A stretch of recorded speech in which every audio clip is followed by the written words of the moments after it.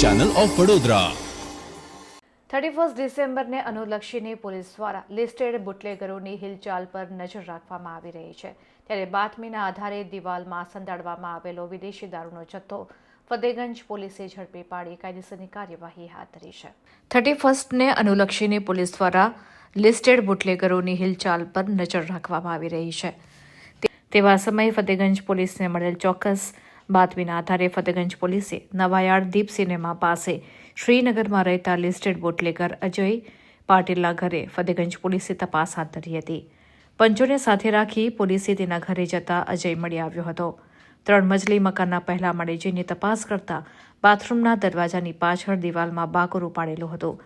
તેમાં તપાસ કરતા વિદેશી દારૂની અલગ અલગ બ્રાન્ડની 110 બોટલ જેની કિંમત ₹39,790ની મળી આવી હતી।